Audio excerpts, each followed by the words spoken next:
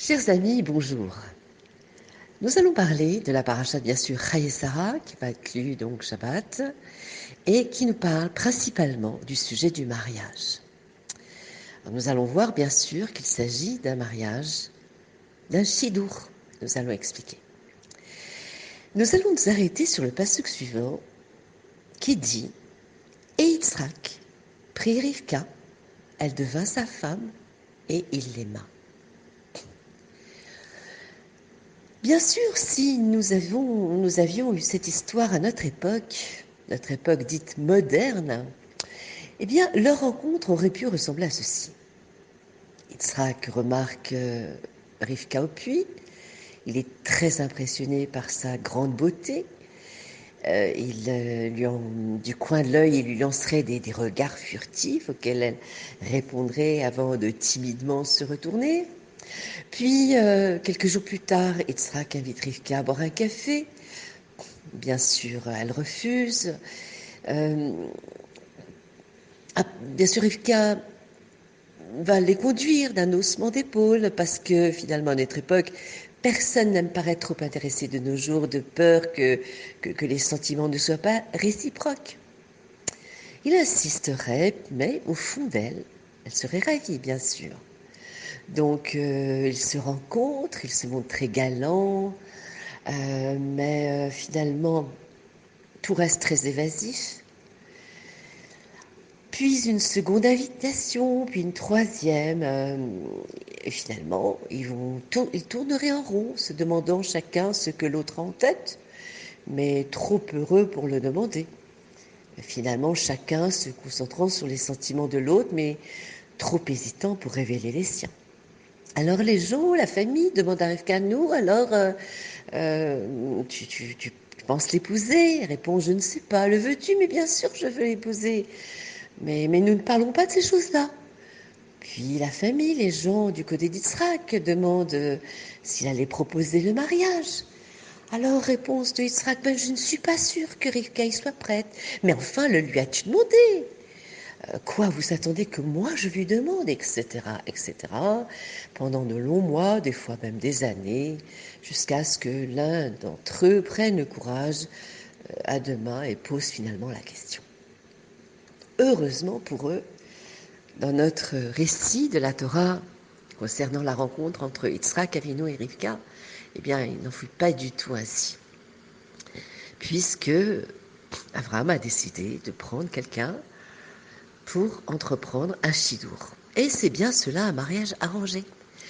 Eliezer, le serviteur d'Abraham, s'est révélé d'ailleurs un excellent marieur. Donc, il a été envoyé par Abraham pour trouver la parfaite fiancée. Et puis, il est revenu avec Rivka. Il n'a pas hésité une seule demi-seconde et se sont mariés le lendemain même. Alors, s'aimaient-ils le jour de leur mariage? Ils se connaissaient à peine. Considérons de nouveau le verset biblique cité au début.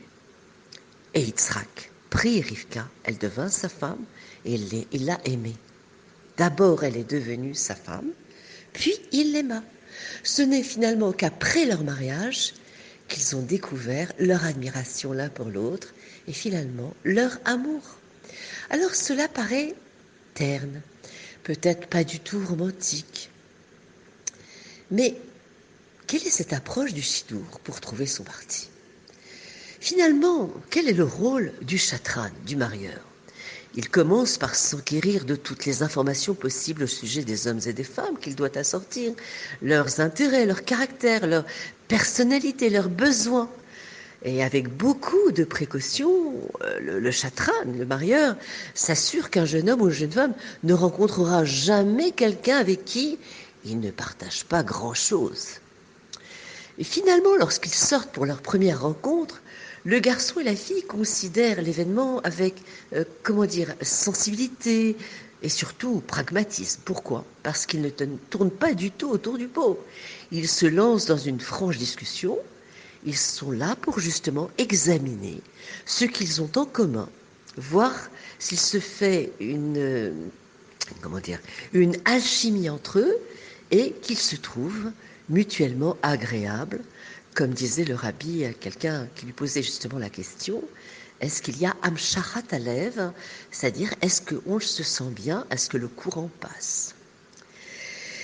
Finalement, ils sont immédiatement à l'aise avec des sujets que d'autres finalement n'osent pas aborder pendant des mois et des mois. C'est-à-dire du style qu'est-ce que tu attends de la vie? Quel genre de famille est-ce que tu voudrais construire? Et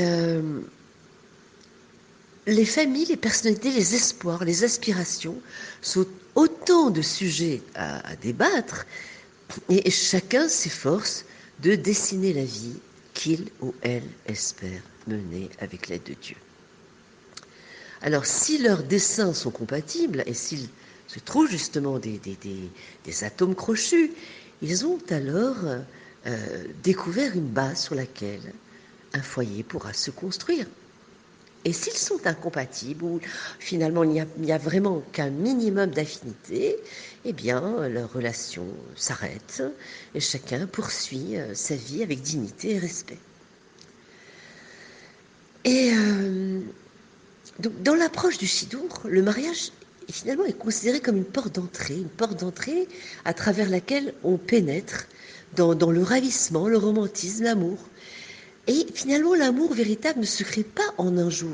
Pourquoi? Il met des décennies à se développer. Dans notre monde de gratification instantanée, c'est difficile à apprécier, mais ça n'en demeure pas moins vrai. L'admiration, le désir peuvent survenir en un jour, mais l'amour prend du temps. L'amour véritable apparaît à travers de longues années de vie commune. L'amour véritable se crée lorsqu'on partage tellement de choses, eh bien, qu'on ne peut plus imaginer la vie l'un sans l'autre.